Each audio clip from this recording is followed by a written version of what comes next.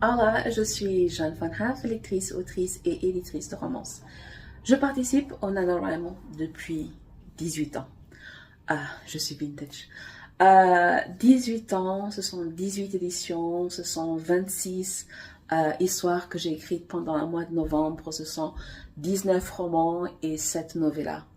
Et j'ai tourné un épisode pour dire à quel point le NaNoWriMo compte pour moi, pour mon moi romancière, pour ma carrière, à quel point ça m'a aidé à évoluer, à quel point ça m'a transformé et à quel point c'est un déchirement à l'idée que 2024 est peut-être ma dernière année de nano.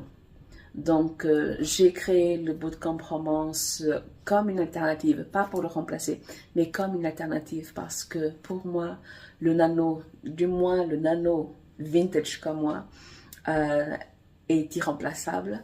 Mais voilà, du genre, c'est un chapitre qui se ferme, peut-être. C'est une page qui se tourne, c'est un cycle. Qui se boucle et je peux continuer les analogies, mais vous avez compris le truc. Et je vais donc présenter mes nanos qui ont été publiés. Donc j'ai mes nanos publiés et j'ai des co-nanos publiés. Donc là j'ai vraiment j'ai uniquement sorti les nanos publiés. Et je muscle mes poignets parce que je suis vintage, on ne veut pas casser quelque chose, n'est-ce pas? Donc, c'est parti. Non, vas-y. Donc, pour le coup, pour cet épisode, si vous écoutez comme un podcast, ça va perdre un peu de son intérêt, mais je vais essayer de le rendre tout aussi intéressant pour l'audio. Donc, mon NaNoWriMo 2021, c'est le chant du cygne. Le chant du cygne, c'est le 5e et dernier tome de ma série Les Contes d'Osler.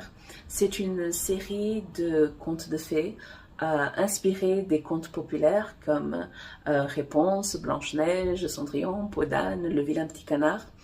Et j'ai créé une petite ville aux portes de Paris, une ville mystérieuse avec une histoire secrète. Et dans cette histoire secrète, il y a des métamorphes. Il y a des métamorphes et il y a de la magie. Donc, dans les contes d'Osler, les fées marraines et les sorcières sont des métamorphes. Et les baguettes magiques sont de la farine, du sucre et de la crème pâtissière. Donc, il y a énormément de cupcakes magiques dans les contes d'Osler. Donc, ce sont 5 tomes, des histoires d'amour indépendantes, mais il faut lire dans l'ordre pour découvrir l'univers, pour découvrir ce mystère, ce secret si bien gardé, mais qui est caché aux yeux de tous. Donc, les contes d'Osler, ils sont aux éditions Bookmark. NaNoWriMo 2019, j'ai écrit Croire au miracle de Noël. C'est une novella, romance de Noël évidemment, et c'est une histoire entre voisins à Paris et entre une grincheuse et un optimiste. Alors, mon héroïne est grincheuse parce qu'elle est anglaise. Elle est à Paris et en train de se dire que son rêve parisien est en train de tourner au vinaigre parce qu'elle est endettée et ça fait un moment qu'elle n'est pas rentrée en Angleterre voir sa famille. Et ça commence à l'approche de son anniversaire. Elle est née à 2 jours de Noël. À l'approche de son anniversaire, à l'approche de Noël, ça commence à peser un peu. Et mon héros, c'est l'opposé. Il est extrêmement solaire, optimiste. C'est un livre de développement personnel sur pattes, ce qui a le don d'agacer mon héroïne. Du genre, c'est insupportable. Cet homme qui vient avec des phrases toutes faites. Mais il y a une bonne raison à ça. Et c'est peut-être bien parce qu'il est un livre de développement personnel sur pattes que c'est la personne idéale pour elle. Elle n'avait qu'à être moins cynique aussi. Hein. Et parce que c'était une novella et qu'il me fallait les mots pour le NaNoWriMo, j'ai écrit Tout a commencé la veille de la Saint-Valentin. C'est la sœur de mon héroïne précédente, mais c'est une histoire totalement indépendante. Il n'y a pas de spoiler, rien ne se croise. Donc, c'est une histoire de faux numéros et de relations virtuelles, d'identité secrète, parce que mon héroïne est en train de tomber amoureuse de quelqu'un dont elle ne connaît ni le nom, ni le genre, ni l'âge, ni rien du tout. Donc, il y a des gens courageux comme ça dans l'existence. Donc, elle est en train de tomber amoureuse d'un ectoplasme. Et parce que j'avais encore la force, l'envie, le courage, l'énergie, j'ai écrit une troisième novella pour le NaNoWriMo de 2019, qui est un très grand soleil d'été dans le ciel londonien. Pourquoi faire court quand on peut faire long, n'est-ce pas? Mon héroïne est la petite sœur des deux précédentes. Encore une fois, c'est une histoire totalement indépendante, sans spoiler, il n'y a rien qui se croise. Donc c'est une romance au travail. Mes personnages sont collègues et mon héroïne, elle n'aime pas se faire remarquer, elle n'aime pas être le centre d'attention. Sauf que elle était en train d'envoyer des messages à ses sœurs, n'est-ce pas? Elle n'a pas vu où elle marchait et tout son thé, parce qu'on est à Londres, n'est-ce pas, s'est retrouvé sur la chemise de mon héros. Oups! Donc, pour quelqu'un qui n'aime pas se faire remarquer, tout le thé sur une chemise de quelqu'un en plein open space, disons que c'est complicated, les gens, c'est complicated. Mais c'est une chouette histoire. C'est léger, c'est mignon, en toute objectivité, n'est-ce pas? C'est mon troisième NaNoWriMo de 2019. NaNoWriMo 2018 avec Renaissance. Et Renaissance, c'est une romance slow burn, c'est un pavé du genre, ça regroupe toutes les novellas ensemble. C'est une histoire slow burn, enemies to lovers, parce que mes personnages prennent le temps de passer de l'animosité à la cordialité. Est-ce qu'on dit cordialité en français? Ils sont cordiaux. Après, ils passent de cordiaux, ils sont amicaux. Après, d'amicaux, ils deviennent vraiment amis. D'amis, ils deviennent confidents. Et de confidents, ben, ils deviennent amants. Ça prend du temps, ces affaires-là. Donc, ce sont enemies to lovers et ils ont la chance de travailler sur le même chantier au milieu de nulle part. Donc, c'est une proximité forcée parce qu'ils travaillent dans la même entreprise, ils sont sur le même chantier et ils sont à un étage l'un de l'autre. Ils sont voisins dans un complexe au milieu du désert. Donc, mon héroïne, qui a tous les préjugés du monde, elle n'a pas vraiment le choix que de le côtoyer. Et mon héros, Queen, est mon homme idéal. Du genre, je l'épouserai là, tout de suite, maintenant, sans changer quoi que ce soit, s'il sortait de mon livre pour venir toquer à ma porte. Quoique, j'ouvre rarement ma porte si on me toque, donc je ne sais pas. Est-ce que j'allais rater une opportunité comme ça? Je ne sais pas, les gens. Mon troisième NaNoWriMo de 2014 est mon roman Les Noces de Jade, qui ont été finalistes du prix du livre romantique de 2018. Les Noces de Jade, c'est une romance qui se passe entre Paris et Lisbonne, quoique pas Lisbonne, quoique mes personnages se rencontrent à Lisbonne.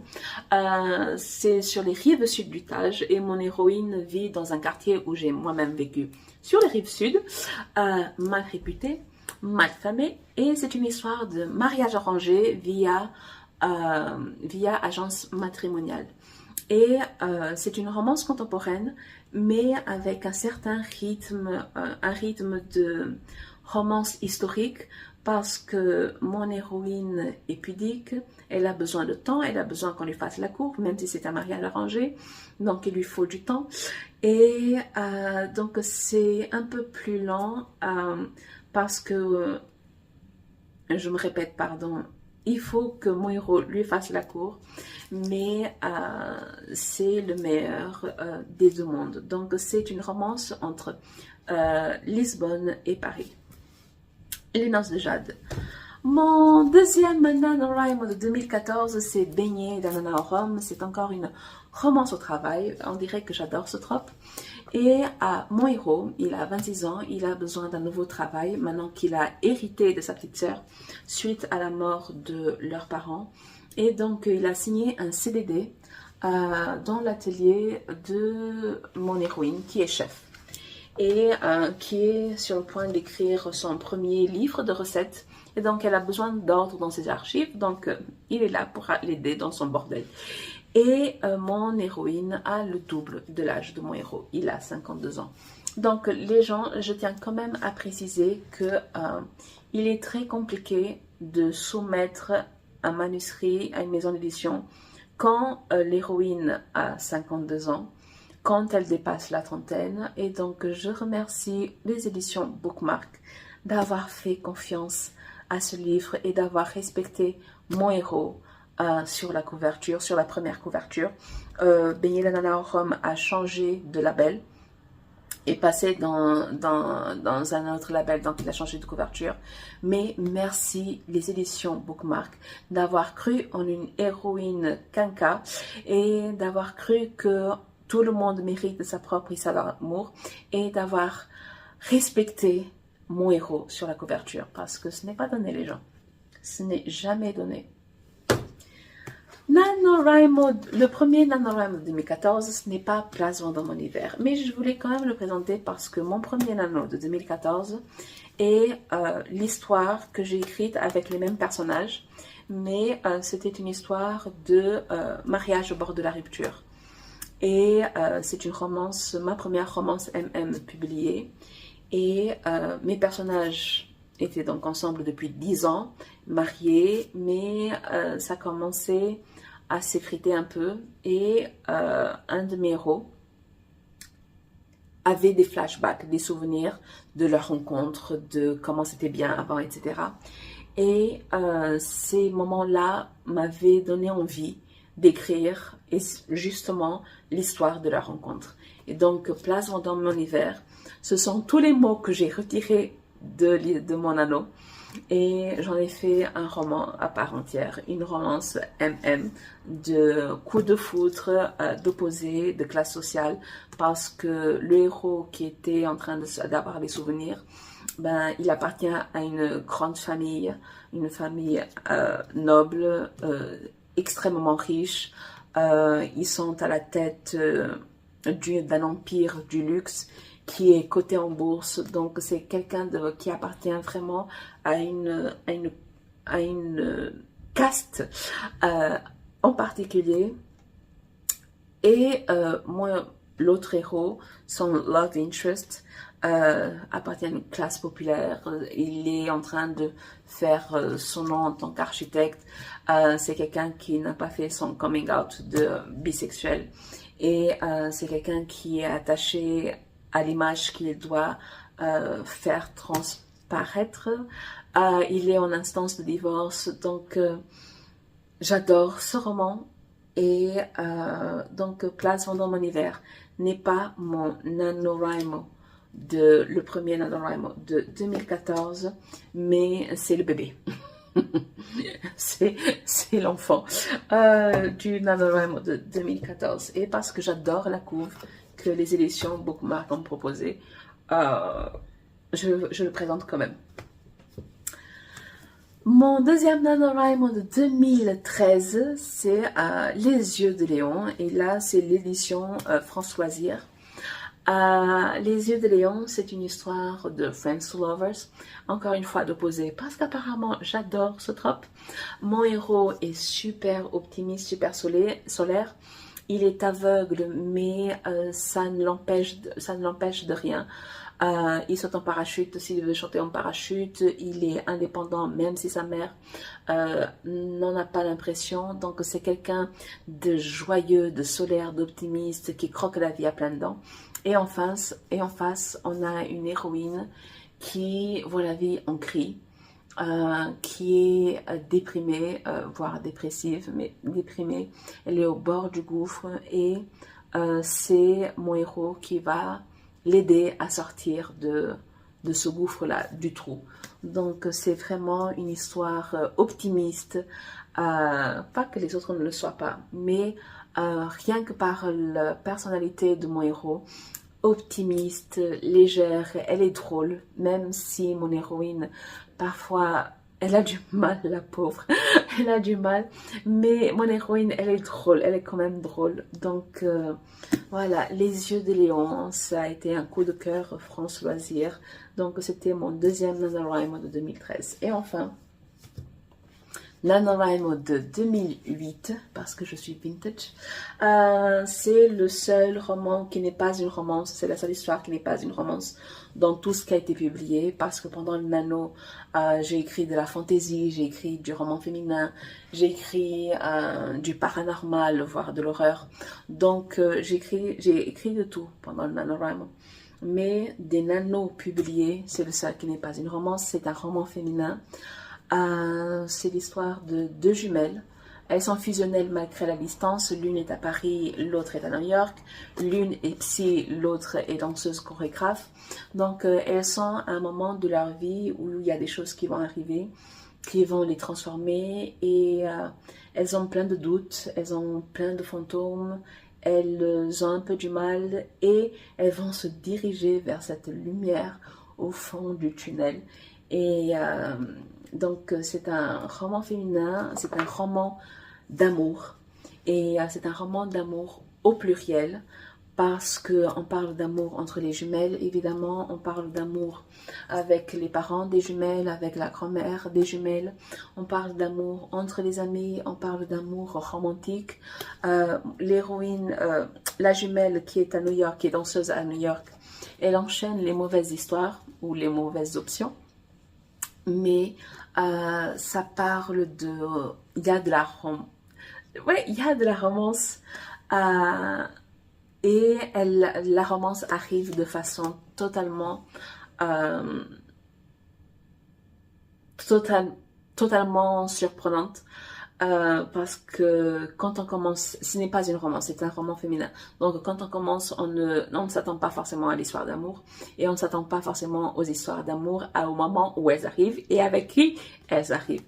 Donc oui, aujourd'hui ne se termine jamais et vraiment un roman d'amour au pluriel, entre sœurs, entre frères et sœurs, entre parents, entre grands-parents, entre amis, entre de l'amour romantique. Et il m'a pris du temps.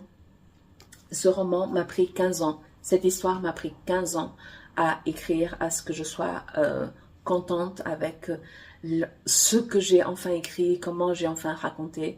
Donc la version du NaNoWriMo 2008, c'est pas celle-là. Celle-ci est la toute dernière, c'est la version suivante.